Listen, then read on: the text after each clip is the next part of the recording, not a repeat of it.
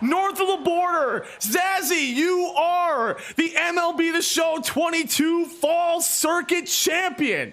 What is going on, everybody? We are back, and today I am making a video that I have not seen anybody else make. It is how to best prepare yourself for the biggest tournaments that SDS hosts, with the summer circuit, fall circuit, and sometimes possibly an invitational. Now, when I'm talking about these tournaments, I'm not talking any bit of small money.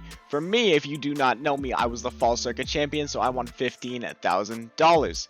Also, there was the summer circuit. I finished second in the summer circuit, losing to Kreiner in 5 games, and that won me another $5,000. So first off, I'm going to go over the team that won me it all, and I'm going to explain exactly how the team is broken down. So first off, you're allowed 399 overalls in your lineup, so my 3 choices were Andrew McCutchen, Josh Donaldson, and Hank Aaron.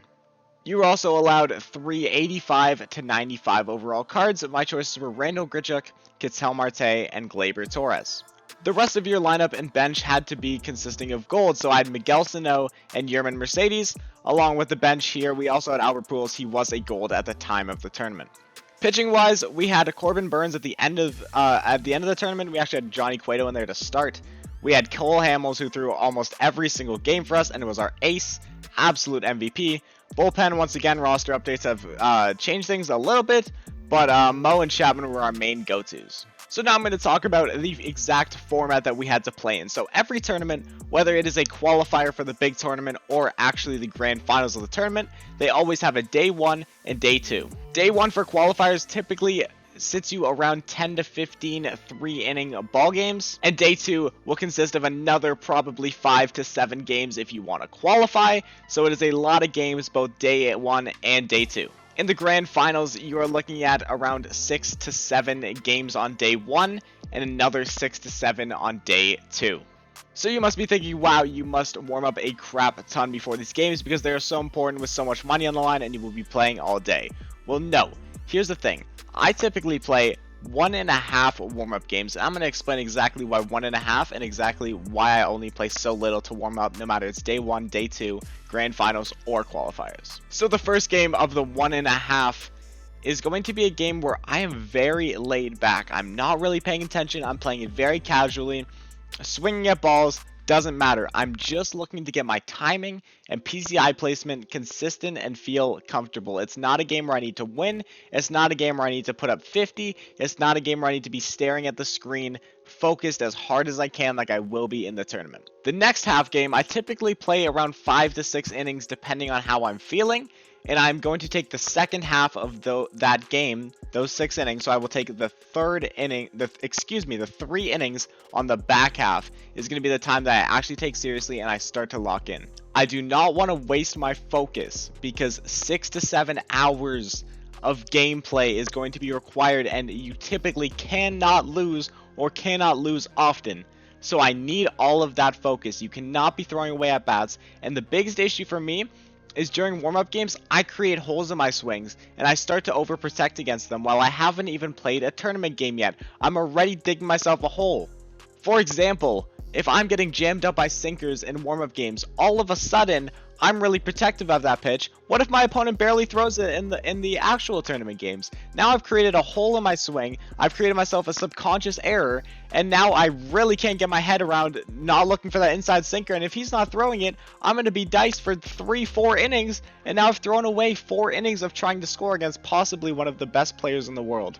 So for me, just taking warm-ups really casually, not playing a lot, just getting enough for my PCI and timing to feel comfortable, and for me to be in the right mental space to head into the first game or games of the day is so important. The next and possibly most important thing is a glass of water to have with you, and let me explain before you think I'm crazy.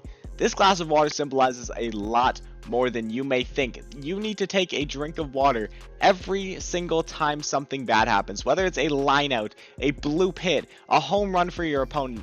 You need to use that as your reset because I promise you, if you start throwing away at bats or start just pitching without focusing on where you're throwing it, it is going to cost you a lot more than you think. Every at bat matters, every pitch matters. Use that glass of water as something to take your mind off of it and reset and get right back into that focus mode. I truly don't believe that the best player of every tournament wins it. I believe it's the most focused, most dialed in, and the person who wastes the least at bats is the person that always wins these tournaments.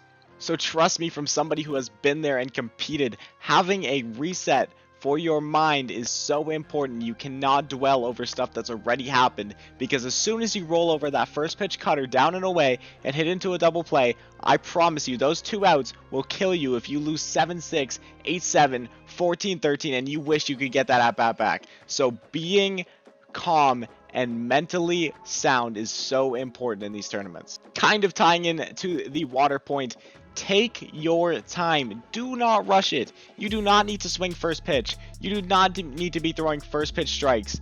Take your time.